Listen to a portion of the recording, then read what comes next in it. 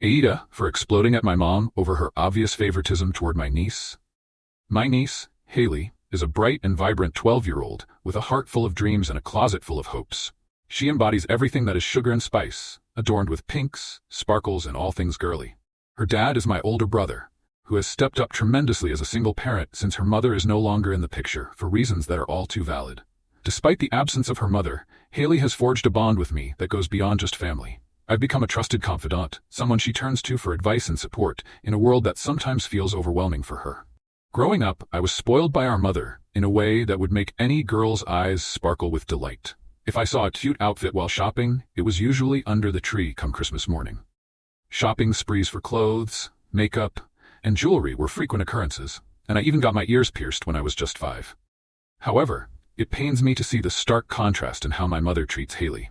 Instead of embracing Haley's love for fashion, she insists on buying her frumpy, utilitarian clothes that do nothing to showcase the confident young woman she is becoming. Haley has expressed her desire for stylish outfits, those with cutouts and cinches. But my mom dismisses her wishes, opting for skirts that pass her knees and shapeless tops. This disparity in treatment has become particularly troubling as Haley has started to develop physically and emotionally. I've noticed subtle shifts in her behavior that raise red flags. She's begun to voice feelings of being clunky and gigantic, and she expresses guilt over eating, even when her portions are completely reasonable. It's heartbreaking to see her struggle with these thoughts, especially when I know that she is active, healthy, and absolutely not overweight. Just the other day, my mom made a comment that set me over the edge. She served Haley a smaller portion of cookies than her friend, instructing her to earn the right to more snacks after playing outside longer. It felt like she was creating a disturbing equation where exercise was a means to an end for food, which is something I could not stand for. Haley and her friend are just kids, active, energetic kids who deserve to enjoy treats without strings attached. I had been meaning to confront my mom about her treatment of Haley for a while now, but I let my emotions boil over instead. When I finally gathered the courage to talk to my mom, I tried to remain calm, but it didn't take long for her stubbornness to surface.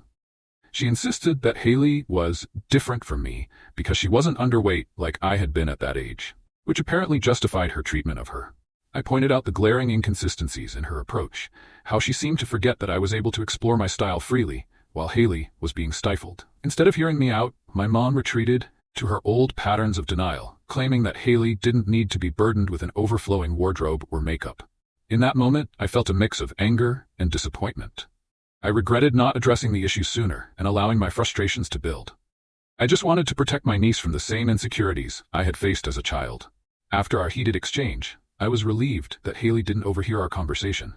But I knew that my mom was taking my outburst as an affront. Despite my worry, I felt a sense of camaraderie with my brother when I shared what had transpired.